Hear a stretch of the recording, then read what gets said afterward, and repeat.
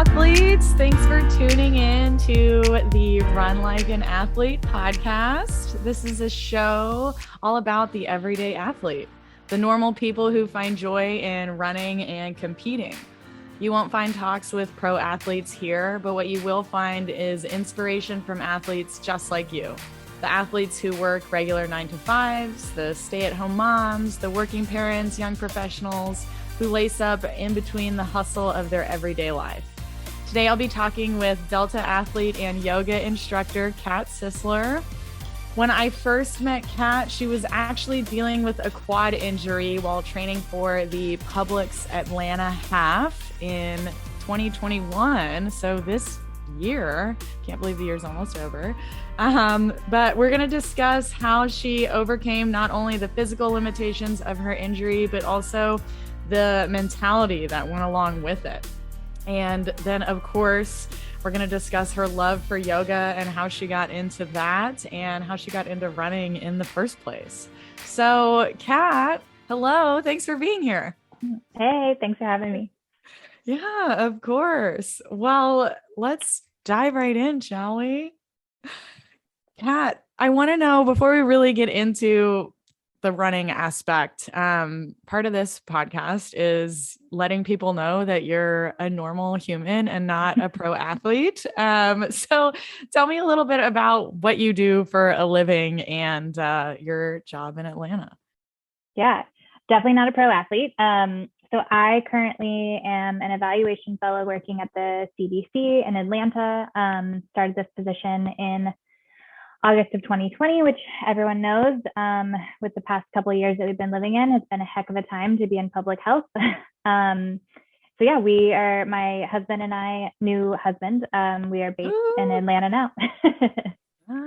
Yeah, Kat also just got married, so congrats. So exciting. Yeah, that's so fun.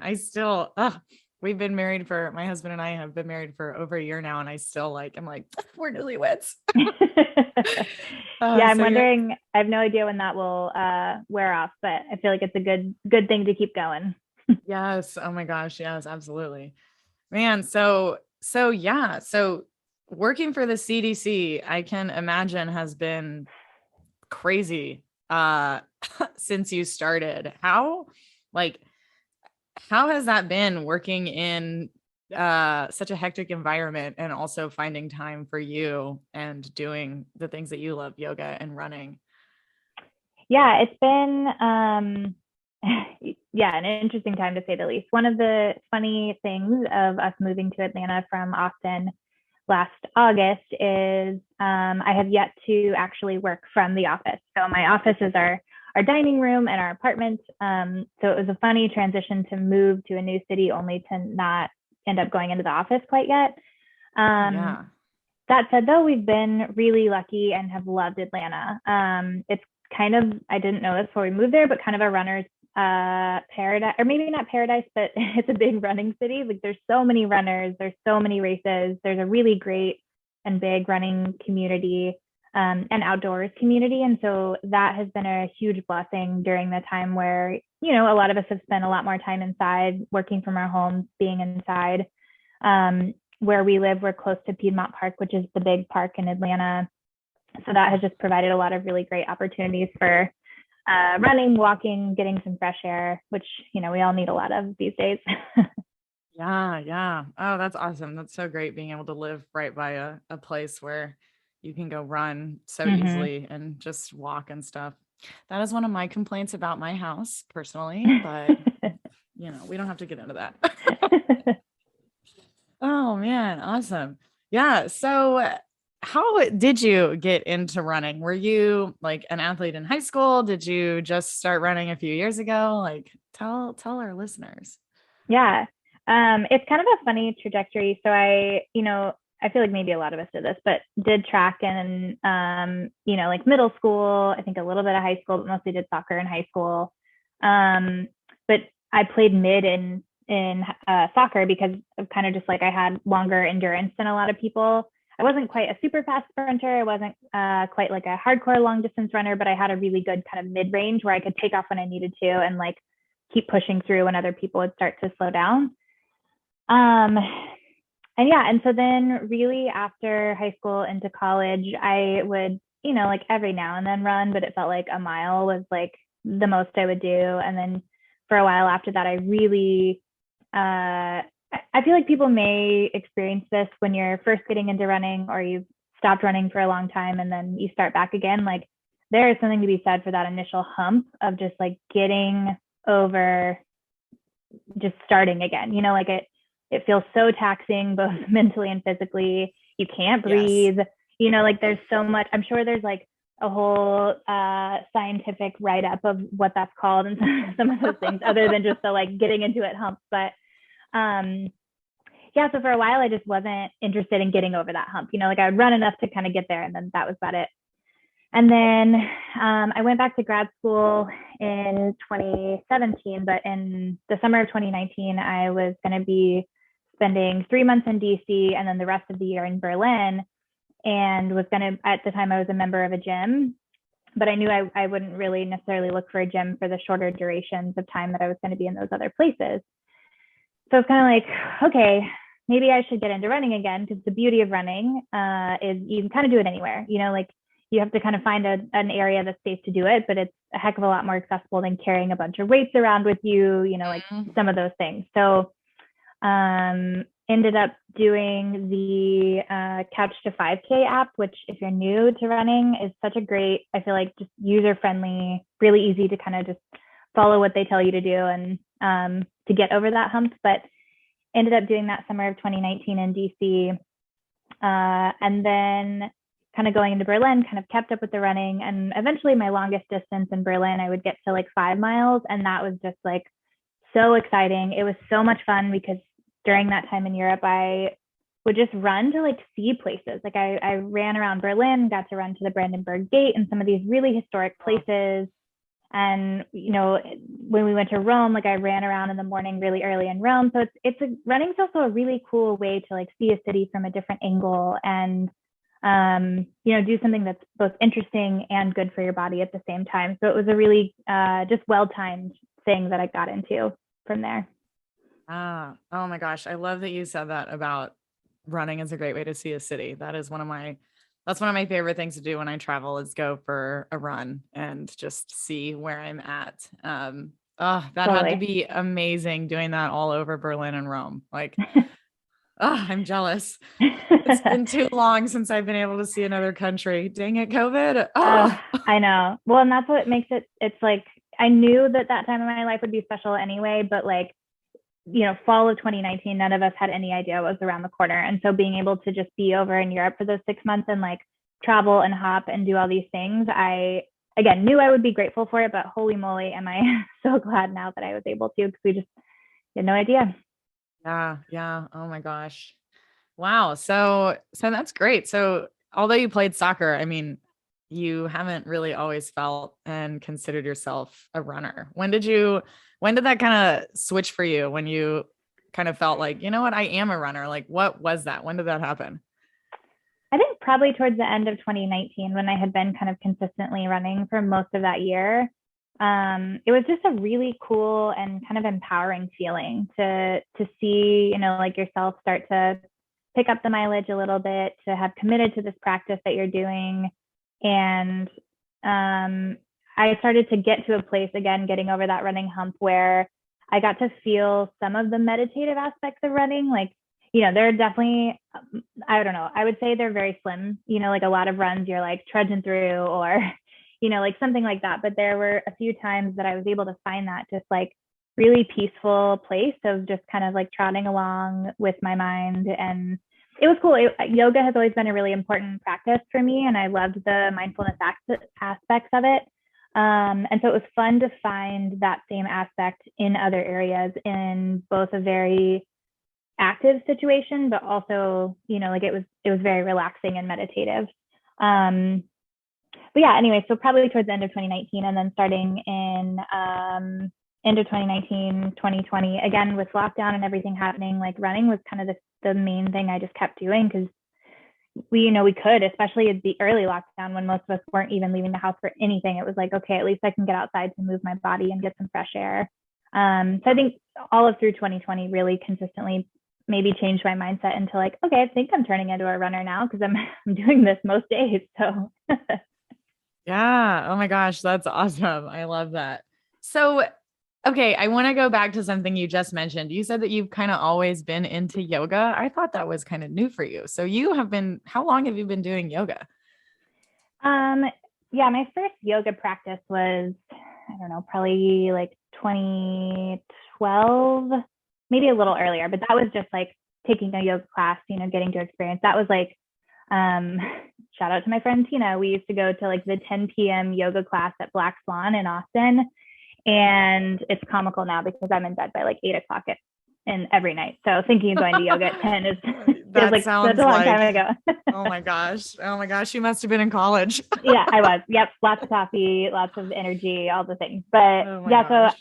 that was when I first started practicing. And then I really fell in love with it in probably closer to 2014. And then ended up signing up for yoga teacher training in 2015. So then have been teaching since later that year. So I guess it's been almost 6, 7 years, which is crazy.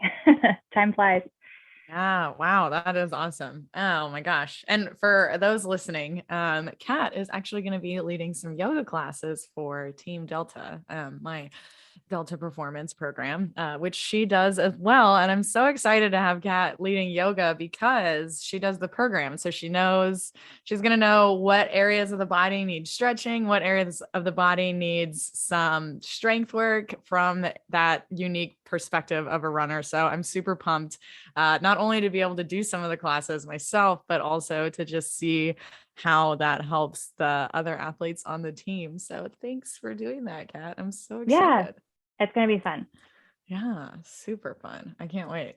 Um, yeah, so let's see. I want to let's talk about this injury of yours. So when Kat, again, when I first met Kat, she came to me and had mentioned that she was training for a half marathon and that she was dealing with a quad injury. You ended up not being able to do the half because the injury was super, it ended up getting pretty bad and you had to go to a physical therapist and stuff. But how did you deal with that? Like emotionally, mentally, physically, like talk to us a little bit about that. Yeah, it was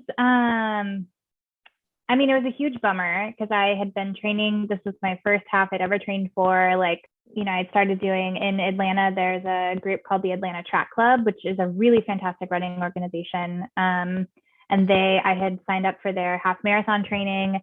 And that was also a really great lifeline during like end of 2020 because we would have 2 weekly runs in person, distanced and outside, but it was just a nice opportunity to like plug in and meet people. So I had been doing their training program, and in hindsight, I just hadn't been doing enough strength work to kind of pair along with it, which is how I was led to the Delta program. But I'd been running maybe 5 times a week. I was still doing some yoga, but I wasn't doing any kind of targeted strength work for just the amount of miles I was putting on my legs. And I also tend to heel strike a lot. So that was just kind of, something I think I was just wearing and tearing and putting a lot of strain on. So anyway, mystery quad situation pops up, I don't know, a couple weeks before the half is supposed to take place. And at first it was kind of just this dull pain in my left quad. It's kind of hard to describe, hard to pinpoint. Would just feel kind of tender. And if I laid off it a little bit, it would go away. But, as every good new runner, we ignore the warning signs of our body and keep pushing through, just like we should not. And I remember I was doing my last big run before the race. It was 2 weeks before the race, and I was doing 13 miles, and I didn't want to do 13.1 before the big day. Like I wanted the milestone to happen on that day. So I was like, I'm going to stop at 13. So I'm not quite at the half yet. And so I remember going through that workout and just over it, progressively getting more and more tender in my quad. But also, I feel like when you get to some of the higher mileages like that, you kind of just like not numb out, but in some ways your body just like continue to trudge in, like it's like inertia is kind of leading you through. Yes. So, anyway, then later that day and the next day, I just cannot describe the pain. Like when I sat down, it hurt. it almost was like someone was putting pressure on my leg to where it just felt like, I don't know. It's so hard to describe. So I ended up going and getting a bone scan to make sure there was nothing wrong there, and then went to a sports doc who couldn't quite figure it out, and gave me some pain meds and anti-inflammatories, because he was like, if you want to try to run, and this is like less than a week before the race at this point, and so he's like, if you want to try to run, I'll give you these pain meds to kind of get you through, but like you're going to be kind of in a world of hurt after. And so that was a big moment, just trying to decide, like,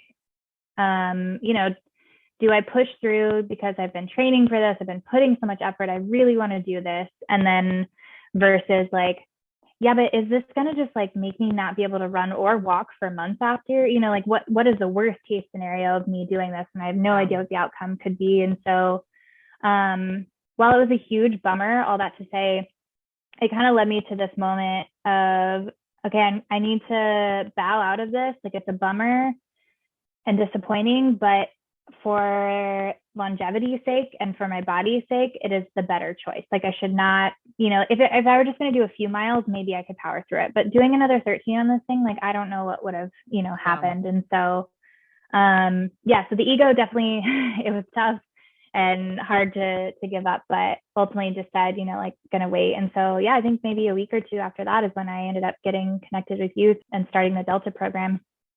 That's such a hard choice to make, especially as somebody who is super competitive as you. Yeah. Like, it's funny, as now that I'm like almost 30, I turn 30 next month. Now that I'm almost 30 and having been a collegiate athlete and being super competitive since I could walk, that is one of the most challenging things for me personally, and I can imagine for a lot of people out there as well, is knowing when to say, I'm not a professional athlete. I do not need to push. And even professional athletes, like, they, I follow a lot, and I have a couple of friends who run professionally, and it's similar stuff with them. Like, is this track meet or is this race worth it when I know that down the road I'm trying to do this instead?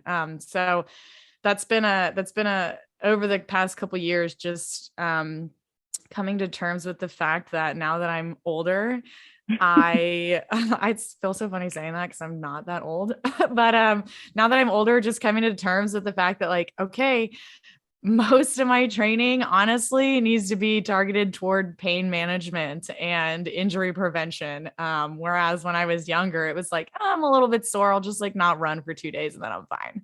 Yeah, totally. Yeah, it's funny. I hear you on, like, we're not old, but we're getting older. And so I think there's a balancing act of, like, just making sure we understand what we're capable of and trying to let go of the ego of, I say ego, but it is just really like competitiveness and like this willingness to want to push yourself and some of those things. Like, it's just such a tightrope, like, those are great attributes to push yourself and get yourself where you want to go. But it's also like, those are the things that can burn you out and leave you with injuries or leave you exhausted or wear the body down in ways that, will ultimately be worse in the long run. And so that's something I know I said this the other day on our Delta run, but have been thinking about for, like, a theme for 2022 is just some of, like, my two words are going to be sustainability and perspective, and just trying to keep in mind that, like, I want to be a runner and an athlete in whatever that form looks like, for my life. I know that it's going to flux and flow as I get older, but I don't ever want to be in a place where, like, if I fall, I can't get back up, or both metaphorically and literally, like, I want to be good to my body over time. And I want to be able to keep the perspective that I didn't quite think of or I didn't quite have as defined when I was thinking of the half marathon, where, like, when I bowed out, that was the right choice, because in the long run, over my life, I will hopefully have many more opportunities to do this in a way that I'm not going to be struggling and in pain the whole time. And I will be better served in those moments by having stepped back at this one. And so just really trying to keep that, like, broader view in mind can be so helpful for those points that feel very, like, such a big deal. And they are in the moment, but in the grand scheme of things, like, we will have other opportunities. We'll have other runs. We'll, have other days where it'll feel a little bit better. I think it's so great that you say that, because I have done this personally, and I know a lot of my former teammates who have done this, where they just like literally run themselves into the ground. And now they have chronic injuries that they either have to go get surgery for, or it's like, you cannot run anymore. And I think that's a huge thing to think about. And honestly, one of the reasons why I wanted to start this podcast was to let people know, like, hey, just because you're not out there killing your body every day does not mean that you're any less of an athlete, does not mean that you're any less fierce and intense. You're just being more intentional with what you're doing. And I think that's huge. We see so much in like social media and on the news and everything like that. You always see like the pros and how amazing they're doing, and look at these really hard workouts, and they ran, thousands and thousands of miles this year, and like, look at how amazing they are, blah, blah, blah. So we think like, oh, to be an athlete, to be a runner, like that's what I need to be doing. And that's not the case at all. And one of the things I try to mention to my runners a lot is that, and try to remind myself, is that those professional athletes, those professional runners, like a lot of people don't realize how much time they spend on recovery. I mean, they have a nutritionist or a dietitian who provides them meals. They have a massage therapist who they go see almost every day. They have like an athletic trainer who is constantly working on their body. They have a personal lifting coach who is giving them strength, like they have all these things, and they're spending hours. I'm like, and when I say hours, I'm talking like 6 to 8 hours a day on their body, not just running. Like their running workout might be an hour long. It might even be 30 minutes, depending on what they're doing that day. But the other hours are spent recovering, massaging, doing stretch, like all these things that honestly, the normal person, like we don't have time for. Like you want to spend time with your kids. You want to, you have to spend time, like you have a job, all these other things. And so you're no less of an athlete just because you're not out there beating your body down. Like you just, that's just not, it's not sustainable unless you have those teams of people helping you get through all this. And I think that we need to, I'm very big on trying to tell that to people, because I think we need to see those aspects. We only ever see the small snippets of like, oh, look at this person who, qualified for Boston or ran Boston or, or whatever it is, did this great race and they got this great time. But we don't see like all the hours in the week that are spent on like just making sure their body functions properly. Totally. So. I love that you brought that up, because I was going to say that is like, they have a whole crew behind them, like this, it's not a solo endeavor, and like, it's expensive, like there's so much to be said for that, and like the amount of time, all the things like, and that's why I think it's important for the everyday runner, the everyday athlete, to really think about like, what's your, I don't know how to say this in a less corny way, but like, what's your why in terms of like, what do you want to get out of it? Like what's your goal? Not just like, oh, I want to run a, X, I want to run a half marathon, but also just like over the long term, what is your relationship with movement and exercise and some of those things? And what do you want it to be? Like, it's just, I feel like today's world, this is something I've been mulling over for myself, because I think towards the end of last year, I just got really like constrictive on myself in terms of like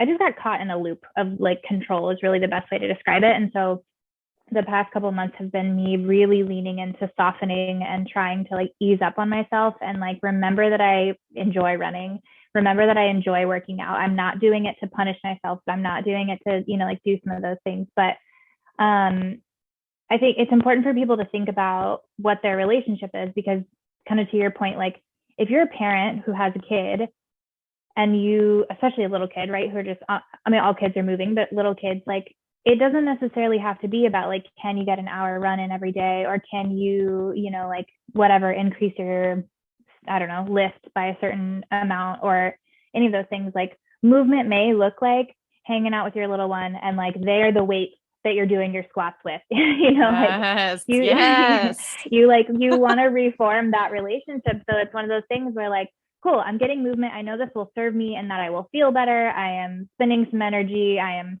doing something for myself, but also like I'm accepting that I have this little being here with me and we're going to also spend time. And like, not only is that both a great thing for you two, but then that little one gets to see some of that relationship you have both with them and with movement, you know, so it's just one of those kind of like compounding effects. So, and not that everyone has kids, but just thinking of things in terms of that, like what's your relationship with exercise and movement and existing in general, and what do you want your goals to be in a way that's helpful and serves you for a long period of time.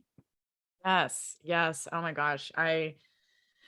Yeah, movement is a celebration. It's not a punishment. It's not something that you say like, dang, I didn't work out at all last week, so now I'm going to go as hard as possible every day this week. Like you're punishing yourself. Mm-hmm. It's not meant to be a punishment. You should never finish a workout and go, I'm in pain. I hurt. Oh my gosh. Like, but I did it. Like, no, you should get done with the workout, whether it's a run or a lift or yoga or whatever, and say, I feel good. I'm glad I did that. It should never be. I think that's so great that we're talking about this, because there is so much out there on the internet where, I mean, we live in a time right now where it's all just comparing, and you see little snippets of perfection or little Mm-hmm. snippets of happiness. Like, what is happiness, you know? And so I think it's so big that we're talking about this, because it's not like you don't see all the things that go into that, and what is your exactly like what is your why. That's huge. Yeah. Oh man, well, Kat, this has been a super fun conversation so far. I want to know a tiny bit more about you doing yoga. I know that there's a lot of runners out there who do yoga as a form of, you know, recovery, Mm. and things like that. But how would you, like, when you go do yoga, are you thinking about running, or are you thinking about other things and other things for Mm. your body? Or is this like, you know, separating and getting away from running a little bit so that you can reset your mind? Like, talk to me a little bit about that and your yoga Yeah. practice. No, it's a great question. I think of them as different practices, all for the goal, or maybe not even goal, but all of them with kind of movement in mind. But yoga has been a really interesting and kind of fun relationship for me over the years. So especially in the US, and kind of today's world of yoga, it's very asana or like physically based, right? So you can go to like almost any city and you'll have like a core power or some sort of heated, fast paced studio that's going to like kick your butt into shape. And there's a time and a place for that, especially if you really enjoy a little bit more of a faster flow. And some of those things that can be great for some of the cardio effects that can be really great for. I mean, it is so hard to think of anything else other than not falling on your face when you're balancing on one leg in a heated room. Like there's something to be said for like, it really does get you out of your mind and out of your thinking space, because you cannot focus on anything else. So there's totally a time and a place for it. But almost kind of like we've hinted at with running and some of those things, yoga can also be taken to this place of intensity that I personally don't think it was meant to be taken to, or that we want to make sure we are consciously scaling back. Like there is a time and a place, just like with running, for those harder days where you are, again, like in a heated room, moving through a faster flow, some of those things, you are doing the longer runs that, you know, are going to be a little bit harder, or the sprints that like, are even harder. But then you want to make sure that you balance them with some of those days that are softer. So whether that is like a lighter movement in terms of a lighter flow, whether that is a more restorative or yin based practice, which is much slower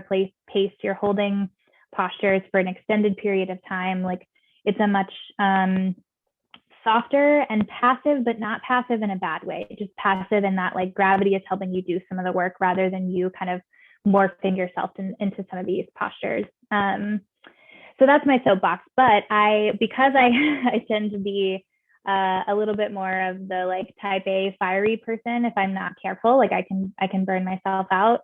I really gravitate towards I do a flow class at least once a week, if not more, but I really gravitate towards restorative and yin classes because I know that I need more of that slowing down. Like I need more of that time where I settle into my bones, settle into my body, I get quiet. I don't reach for something to distract me. I am just purely kind of in that space. And so that's been something that over the years, my relationship with yoga has fluxed, in terms of like what style I prefer and some of those things. But really, the aspect of the mindfulness practice of just slowing down and kind of plugging into yourself in a way where you don't have that many distractions to reach for. I think that's honestly some of what I really love about running is it's kind of a similar thing when you start to get into those longer distance, just that meditative movement where you're just kind of going and you're just with yourself. Like for me, I personally tend to run longer distances without any music or headphones. Definitely took me a while to get there, I will say. And I feel like that's also like a pretty spicy take. Like some people I feel like would be like, absolutely not. Like I need music. But I don't know, there's definitely times where I do need the music and will listen to like my like emo kid rock to pump myself up, but Yes. especially when I need the energy boost. But I also found that like I would end up kind of running to the beat, a little bit. You kind of end up in that zone, and that can be good when you need the pep, but then that can also be hard when you're like, man, I feel sluggish, and it's like, oh, I was kind of listening to a slow song, so maybe I need to just like tune back into my own rhythm rather than the rhythm of the song and be able to be there. Yeah, that was kind of a winding road to your question.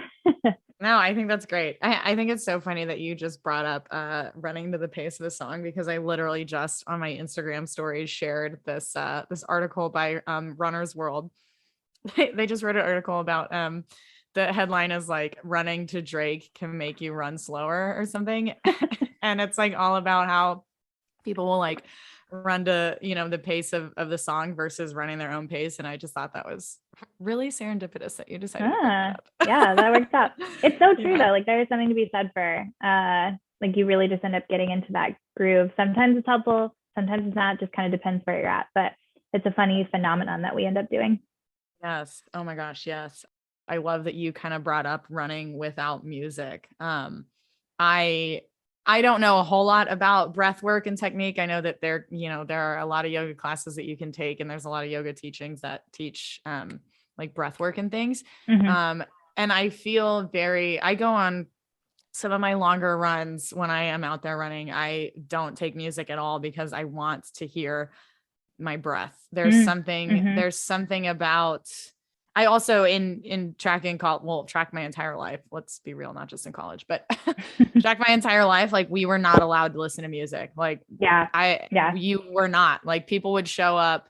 I'll never forget my very first day of college track practice. Like a few people, girls and guys, showed up with like headphones, and my coach was like, "Give them to me," and they were like, what? Like I just for the warm-up coach. And he was like, nope, like you need to be listening to your foot strike. You need to be listening to your foot strike in comparison to your breathing. And there's a lot that goes into your breath work with running. And so totally. For anybody out there who is like, I can never ever run without listening to music, I encourage you to try to run. It doesn't have to be a fast run. It doesn't have to be a long run. Just try to go out and run with no music and just listen to your own thoughts and your own breathing. You don't have to be afraid of your own mind. Yeah, it sounds like scary in some ways. Like at times when I'm teaching like meditation, or if I'm all in my yoga classes, especially my like restorative and yin classes, we'll start with a short kind of meditation to center ourselves and kind of get into the body. And it can feel really scary and just kind of like overwhelming to be like, wait, I don't have anything but me. Like that's a lot, like, but there is something so powerful about both in running and in yoga and in life, because they're all the same, like hearing your own breath. Like, I think that is something I realized. So when the pandemic first happened, March 2020, I was teaching at a studio in Austin, and we pivoted to fully virtual. And so that ended up looking like the teacher would come into the studio and no one else would be in the studio except for us. And we would teach to a camera that was then streaming to our students. which was both a really amazing and inventive kind of situation for where we were at, so people could keep up their yoga practice at home. But one of the first things I realized was like, holy moly, I miss people's breathing. Like, you don't get that same sound. Like, there's something so powerful in a room when you all are taking a big breath in and a big breath out, or like, Yes. some of that, just it's so like primal and like just comforting and soothing in both a physiological way and a psychological way. Like, there's so much power there. And I think that's one of, honestly, the most heartbreaking things about COVID is it's really kind of changed our relationship and perception with some of that breath and sharing of that, right? Because it's been, just kind of such a dangerous situation for a while. But anyway, that's one of the most powerful things I think too with running is like, again, you have to kind of get warmed up, and especially if you're new to running, you're gonna have that hump where it feels like you can't breathe for a little bit. But once you get through that, breathing through it, knowing that you'll get through it, there is something really rhythmic about your breath and the strike of your foot. Yeah. And just, like some of those things. Like, if you really, I think, again, keeping that idea of perspective, like one thing I realized for me when I run is if I'm like, okay, I need to go out and run 6 miles today, whatever it is. If the whole time I'm like looking at my watch, like, oh, like crap, I'm only at 1.5 miles. Like, that means I have 4.5 miles to go, blah, blah, blah. Right. Like, you can get really in that. Yeah. But it's like, no, dude, like, take it back down. What I'm going to focus on is getting down this next 1/4 mile stretch, which is the sidewalk. And then I take a right. So like, my whole focus, I'm building the bricks of this run one at a time. So like, I'm taking my steps, I'm taking my breath, I'm getting to that next turn I have to take. And then I get there and it's like, okay, cool. So my next chunk is until the end of this next stop sign, and it's, you break it into baby steps and it's so much more doable rather than, like getting in your head about, oh, I'm not there yet. And some of those things. I love that. I think that's huge.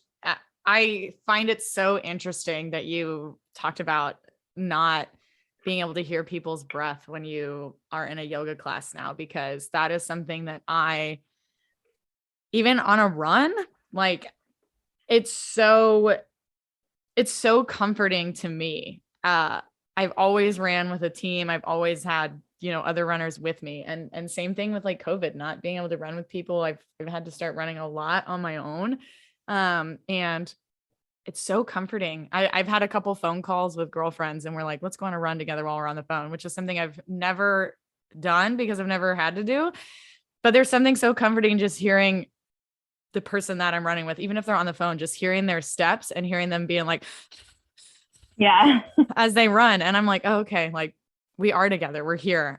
So it's actually that breathing on the phone with someone that, I just started a new like podcast segment that I'm calling Run with Coach. And it was actually like listening to somebody breathe on the phone that I was like, it's crazy. We weren't even really talking. My friend and I was just listening to her breathe. And I was like, oh my God, like, I need this breath and step sound. Like, it was so weird. And that was honestly like the catalyst for me being like, let me start this. Let me see how this is going to work. So I'm interested to see how, when people do that, the Run with Coach that I just posted, I'm interested to see other people's reaction as well, because there is something extremely powerful about just hearing and breathing, not just hearing, but breathing with someone.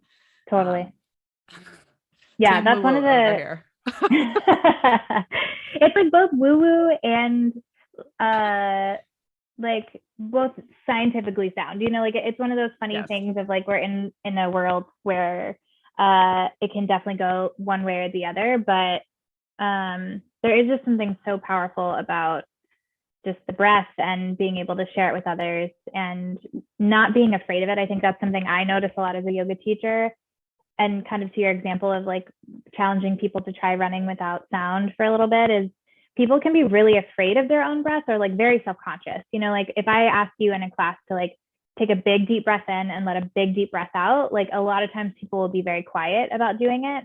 And it's like, no, I want the whole enchilada. I want to hear that breath go in and I want to hear that breath go out, and that's the same with running. It's like, if you find yourself feeling hesitant with like hearing that, it's like, that's a sign there that you want to have more of a relationship with it. You don't want, like, your breath is a celebration. It means you're moving. It means you're breathing, like, don't be afraid of that sound. Like embrace it, love it, run to the cadence of it, like get involved with it. Oh my gosh, yes.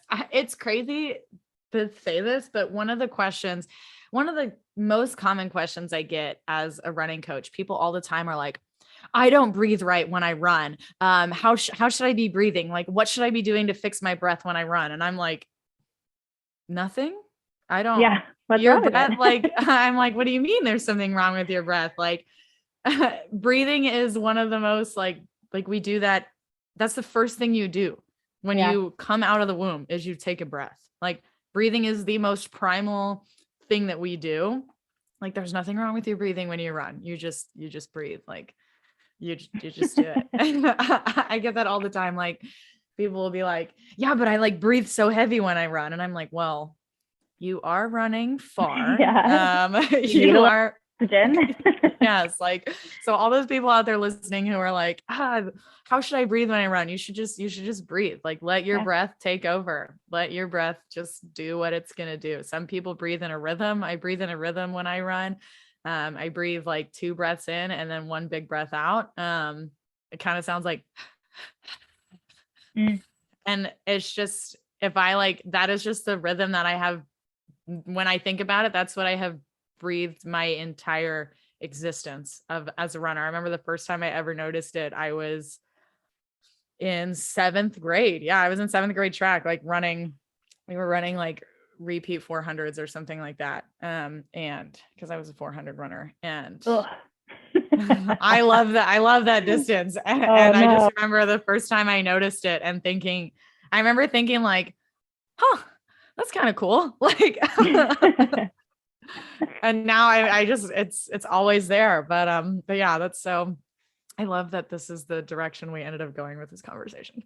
Yeah, that's awesome. No, yeah, and I think for folks who may be worried about or like thinking about how they're breathing and some of those things, like I will often find myself in a run, like there will be a place where I'm just kind of like listening to what's going on and seeing how I'm breathing. And then there are other times where I'm like, okay, I'm going to try to like, that's the beauty of breath, right? It happens without your thinking and it can also happen with your thinking. So like it will program and do its thing for you and you will exist without ever having to give it a second thought. And then the other beauty of it is like you can manipulate it for what you need. So like if you're on a run and you're like, man, I just feel really winded, like try taking a little bit deeper inhales and a little bit deeper exhales, you know, like try to give yourself just a little bit more because maybe you're breathing a little shallow or, and that's the same with the yoga practice, right? Like there are times where if you aren't aware of the breath, maybe you are moving in a way where you're not quite breathing super well or super deep and you need to just take a beat and say like, okay, I'm going to take my big breath in and then I'm going to let that breath out and I'm going to try that little deeper cadence for a little bit. So like, I would say like, don't be afraid to also play around with it. Like you can, you know, try taking deeper, try taking less, whatever it is, like that's the beauty of being able to kind of move the breath in a way that serves you is you can try it out to see what feels better for you, both in terms of like how it sounds, but then also the amount of oxygen and just energy that you're getting from it. Yeah. I've never thought about it as like manipulating the breath for what you need. But I've always had track coaches that have said things like reset your breath. Like if you feel like you're short of breath or you feel like something is wrong, like reset your breath, take a big deep breath. And that normally helps like to reset your breath. So I think that's really interesting that's exactly what, we would be doing when we reset our breath is actually just kind of getting back on track and manipulating it for what we need. So I love that. Yeah, it's kind of it takes it from autopilot to manual, you know, like it forces you to slow down. And that's the same with life in general, right? Like this isn't necessarily exclusive to running or yoga. Like on the times where you are feeling frustrated or angry or any of those like really intense emotions, especially the ones that can cause you to like breathe pretty shallowly, like one of the most powerful things you can do. I personally also love being outside. Like I think this is even more powerful when you go outside, but like give yourself a beat and give yourself some of those big breaths in and big breaths out, maybe even with fresh air, just to give yourself that manual reset. Like it literally is like a manual reset button. Like that's why we have the ability to manipulate our breath so we can activate some of these parasympathetic systems in our body that help us slow down and regulate. And so that's where kind of going back to even just the yoga practice, like that's some of the power in some of the slower, quote unquote, slower practices. And even pranayama, which is what breath work is called in yoga. Like there are so many ways you can manipulate and play with the breath to both slow things down, but also when you need a little bit of heat and fire in yourself. Like there are ways you can do that. So it is just such a powerful, powerful thing. So even if you've never thought about your breath ever, like trying to establish that relationship with it by running without headphones, or, you know, like even just after you've listened to this podcast, like taking a few slow breaths or any of those things, like just start to test that relationship and see like what's going on there. Oh, I love that. Okay. So I'm sure you hear this all the time as a yoga instructor. Okay, real quick tangent. And then I'm going to ask you this question. I don't know about you, but I get this all the time as a running coach. Like when I meet people, I'll be like, they'll ask me, you know, like, oh, what do you do? You know, typical questions. And I'm always like, oh, I'm a running coach. And it never fails. When I say that, I will get a lot of people will be like, oh, I can't run because, and like, they tell me all these reasons why they can't run. And I'm just like, okay, I wasn't going to try to like tell you have to be a runner. Like, I feel like that both for being a yoga instructor, the first thing people will say is, oh, I'm not flexible, blah, blah, blah. Right. Oh. Or I even feel that as being a vegan. Like that is one of the first things people will say is like they hear that I'm a vegan and the first response is like, oh, I could never do that because XYZ. It's so funny how that's just like a response that people give almost no matter what. Yeah. So I'm just like, you don't have to be like me. Like, it's okay. Yeah. Like you be you.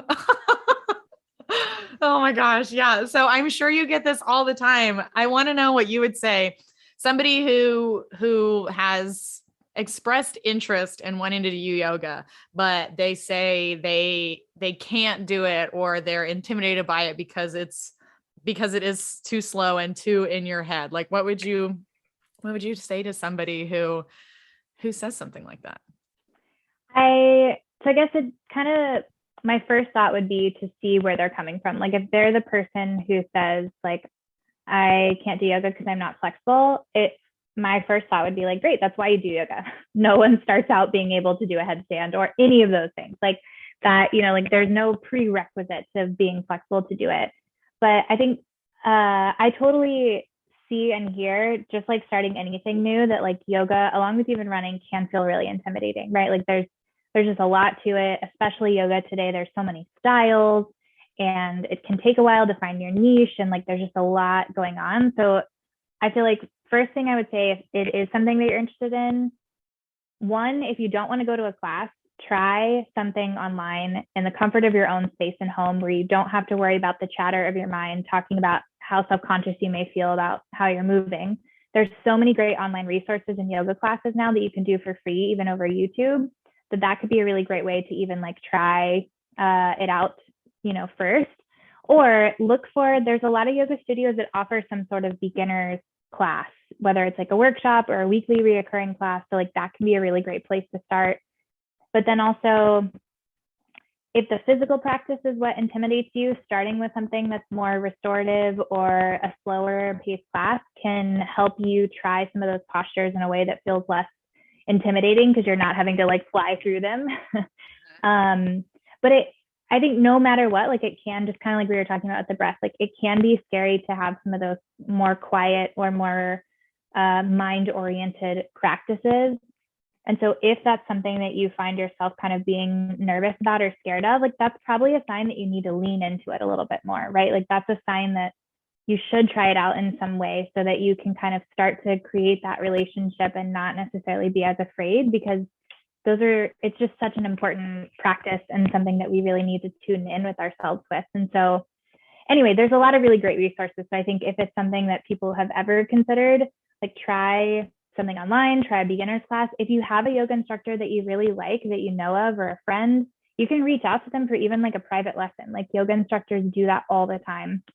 And that can be as simple as like, we can talk you through the postures, we can help you get into postures. Like it can take whatever shape that you want it to. But there's a lot of ways to get into it that can help you ease in rather than, you know, kind of jump in the deep end to a hot vinyasa class or something like that.